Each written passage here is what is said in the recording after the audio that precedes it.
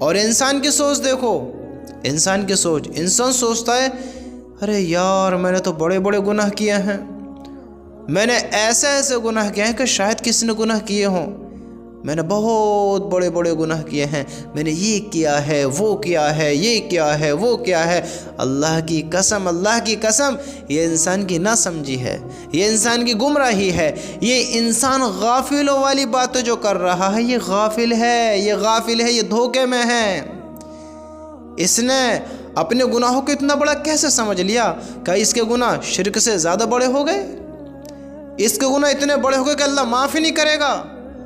آج نوجوانوں کی سوچ، کچھ بڑے بزرگوں کی سوچ، کہتے ہیں کہ اللہ کیسے معاف کرے گا، اللہ کیسے معاف کرے گا، اللہ معاف نہیں کرے گا، میں نے بڑے بڑے گناہ کیے ہیں، بڑے بڑے گناہ کیے ہیں۔ میرے بھائیو، اللہ کی قسم، یہ ہماری گمراہی ہے، ناکامی ہے، ناسمجھی ہے، یہ ہماری بے وقوف والی باتیں ہیں۔ اللہ کیوں معاف نہیں کرے گا؟ مجھے بتاؤ اللہ کیوں معاف نہیں کرے گا؟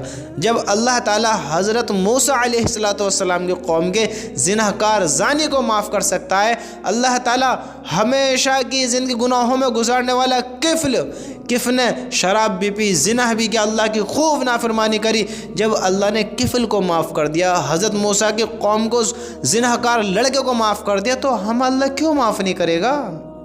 کیوں معاف نہیں کرے گا؟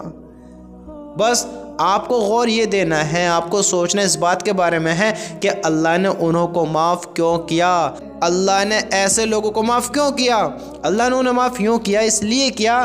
آپ تھوڑا غور کریں، جو یہ کہتے ہیں اللہ کیسے معاف کرے گا، ارے ہم نے تو بڑے بڑے گناہ کیے ہیں، ہم نے تو زنا کیا ہے، ہم نے تو اس کے ساتھ ظلم کیا ہے، ہم نے اللہ کے حکم کو توڑا ہے، ہم نے شراب پی ہے، ہم نے ناچ گانے کیے ہیں، ہم نے ساری زندگی گناہوں میں گزاری ہے، ساری زندگی گناہوں میں گزاری ہے، اللہ کیسے معاف کرے گا؟ میرے بھائی، یہ تیری ناسمجھی ہے، تیری ناسمجھی ہے۔ ہاں، یہ بے وقوف والی باتیں ہیں۔